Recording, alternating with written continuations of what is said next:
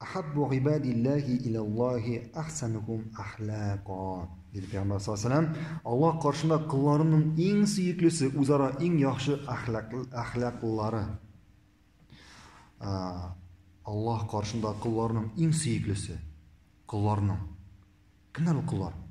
Bugün günde kullar var mı? Allah'ın kulları var mı bugün günde? Nece bilirsiniz? Kişiler arasında, Allah'ın mahlukları kişiler arasında kullar var mı Allah'ın kulları? Rabbi Всевышнего Allah'ı есть, нет? Kimler onlar? Müslümanlar, Müslümanlar tügüler. Kullar mı? Şundan aytkanda barlık mahluklar Allah'ın kulları. Hem kişiler arasında bütün kişiler de kimler? Allah'ın kulları. Bu kullar iki türkümle bilinadi. Birinci türkümü Allar kullar, lekin allar özlerinin kul ekanini tanımıyorlar. Nişik o? İkinciler allar kullar, hem allar özlerinin kulları ekanini Allah karşısında tanıyorlar. Birinci türküm, min kul tugul deyip, nişik de sen meni kul deyip aytasan? Min kişi deyip, min deyip, mene min deyip, nese işin şunu işleyim deyip. Biz bu kişi narsa deyip aytamiz. Son sen kul bulmasan, oşama.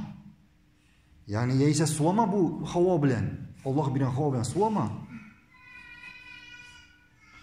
İli şeşlerin ayt, şeşlerin tırnaklar mı? Üsmesinler. Neseye üsünler var? Onların kişisi var. Ayt üsmemiz degen. Ayt alam o. Özgert alam o birinse bu turmuşunda. Yok, özgert almayı.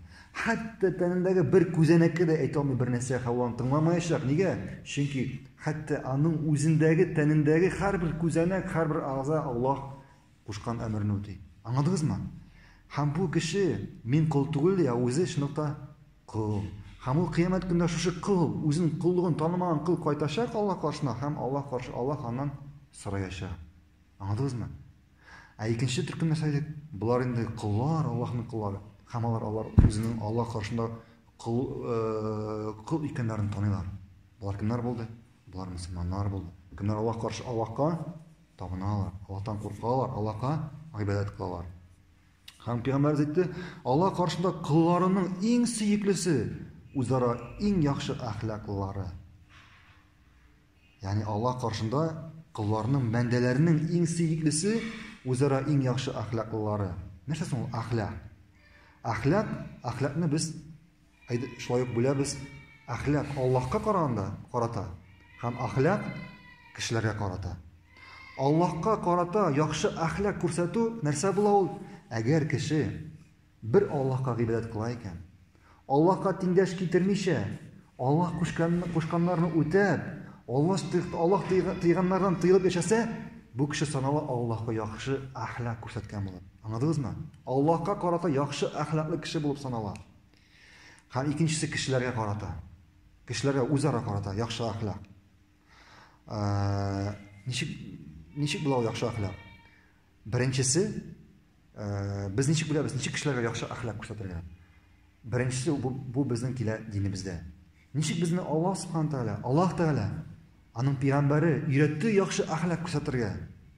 Biz shulay kishilarga yaxshi ahlak ko'rsatirga tegishmiz. Ikkinchisi, masalan, sen bir kishiga bir so'z aytding ekan, ya'ni esa bir narsa ishlasang, mana senga o'xshlay ishlasalar senga ishor edimi? Agarda sen ishlagancha senga ishlasalar senga ishasa bu, demak bu yaxshi ahlak bo'lib sanaladi. Anladingmi? То есть обращайся к людям так, как бы ты хотел, чтобы к тебе обращались.